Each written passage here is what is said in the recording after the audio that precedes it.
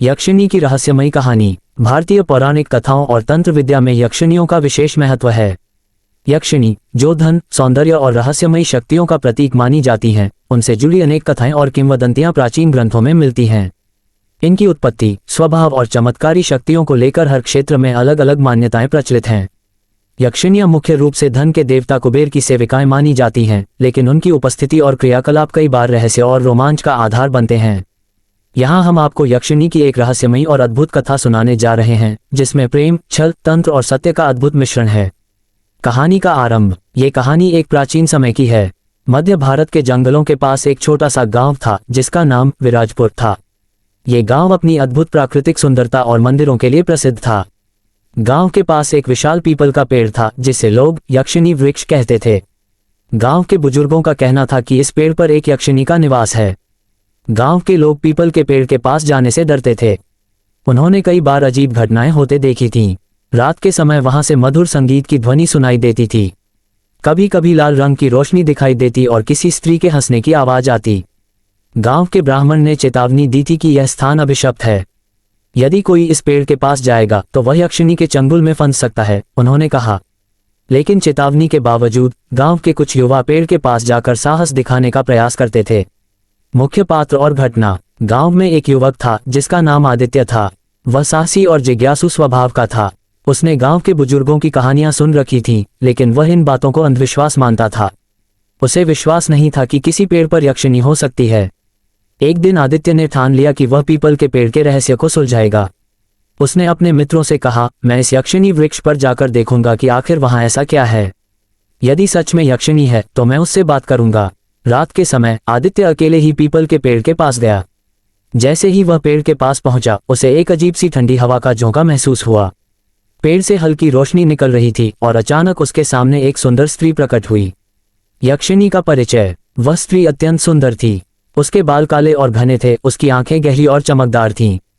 उसने एक लाल साड़ी पहन रखी थी और उसकी कलाई में सुनहरी चूड़ियां खनक रही थीं।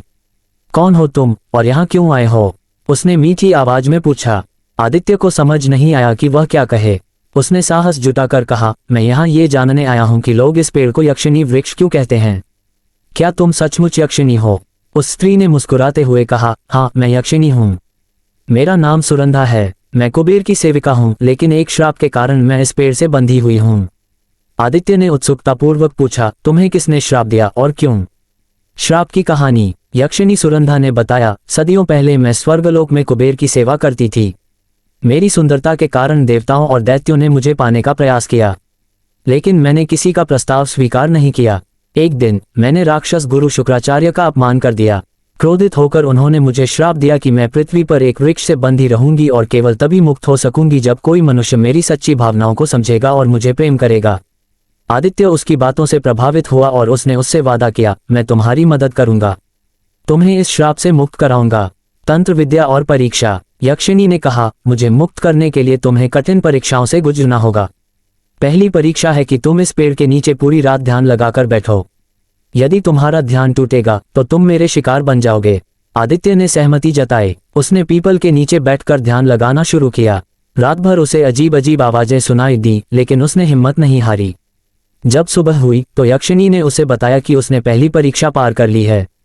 दूसरी परीक्षा में उसे गांव के मंदिर में जाकर देवी दुर्गा की पूजा करनी थी और विशेष मंत्र का जाप करना था। ये कार्य और भी कठिन था, क्योंकि मंदिर में प्रवेश करते ही उसे डरावनी छायाएं दिखाई दीं। लेकिन उसने साहस और विश्वास से मंत्र का जाप किया और इस परीक्षा को भी पार कर लिया। श्राप मुक्ति और यक्षिणी का प्रेम। आखिरी परीक्षा में यक्षिणी ने कहा, तुम्हें मुझे ये साबित करना होगा कि तुम्हारा प्रेम सच्चा है। यदि तुमने झूठ बोला तो तुम्हारा अंत निश्चित है। आदित्य ने कहा, मैं तुम्हें दिल से प्रेम करता हूं और तुम्हारी सहायता करना मेरा कर्तव्य है। ये सुनकर यक्षिणी का श्राप टूट गया। उसकी लाल साड़ी सोने में बदल गई और वह अद्भुत दिव्य रूप में प्रकट हुई। उसने आदित्य को आशीर्वाद दिया और कहा, तुम्हारे साहस और प्रेम ने मुझे मुक्त किया। मैं तुम्हें कुबेर का खजाना दूंगी, जिससे तुम्हारा जीवन सुखमय हो जाएगा। कहानी का अंत। आदित्य के गांव लौटने के बाद उसकी कहानी प्रसिद्ध हो गई। उसने यक्षिणी से मिले धन का उपयोग गांव के विकास में किया। वह भी लोगों को यही सिखाता था कि सच्चा प्रेम और साहस किसी भी चुनौती को पार कर सकता है। यक्षिणी सुरंधा ने अंत में स्वर्गलोक लौटकर अपनी सेविका का पद फिर से प्राप्त कर लिया। लेकिन आज भी लोग उस पीपल के पेड़ को यक्षिणी वृक्ष कहते हैं और उसकी पूजा करते हैं।